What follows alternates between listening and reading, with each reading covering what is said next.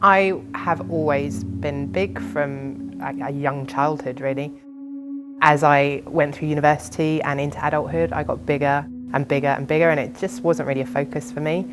At my biggest, I was 17 stone, which is 238 pounds. I think there came a point where I was what I considered so big that there was no point worrying about it anymore. It just kind of was what it was. I didn't feel like it was possible to do anything about it. My daughter, who was then 2, wanted to meet Father Christmas, and someone took a photo of me and her, and it was one of those things where I didn't really think about it at the time, but when I saw the photograph afterwards, that was the photo where I looked and went, oh my goodness, like, what have I become?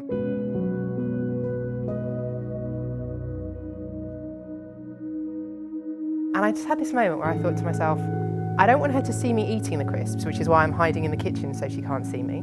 I don't want her thinking it's okay to eat crisps, like a whole family-sized bag of crisps like this, because I know that I don't want her to be like that. But that was the moment where I was like, something has to change now. And then one of my friends messaged me and said DDP was doing a London workshop. Since I was 8, I have loved wrestling. I'm not a yoga person. I'm really not a yoga person, but I do want to do some exercise. It could be kind of a fun thing to do. We've not seen each other for a while, so let's do it, let's book it. Of course, you go to a workshop like that and there's people of all shapes and sizes, all ages and abilities. So suddenly you're looking around going, okay, maybe I can do some of this because everybody else is able to do this.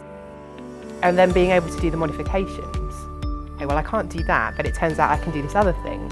What I find quite interesting about DDPY is it's very easy to see your progress.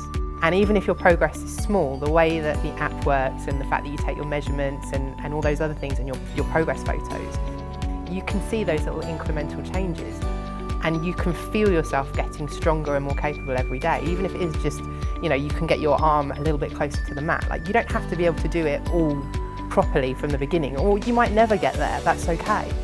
But you can see the changes that it's making in your body as you go.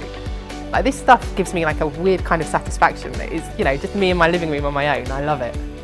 You kind of make these big, huge commitments on what you're going to do and how you're going to change your life. You don't have to make massive changes, because a lot of the time massive changes aren't sustainable. And we went to the park and she wanted to play football. We did. We played football for an hour, just running up and down and whooping and laughing, kicking goals at each other. And I suddenly got to a point partway through where I had a stitch from laughing because she was just giddy and I was giddy, and it was amazing. And I suddenly thought, like, I don't know where this energy's come from. This is what's made the difference. It didn't even really feel like I'd lost a lot of weight at that point, but it had done so much for my energy levels and just the way I felt about myself, and I felt more confident.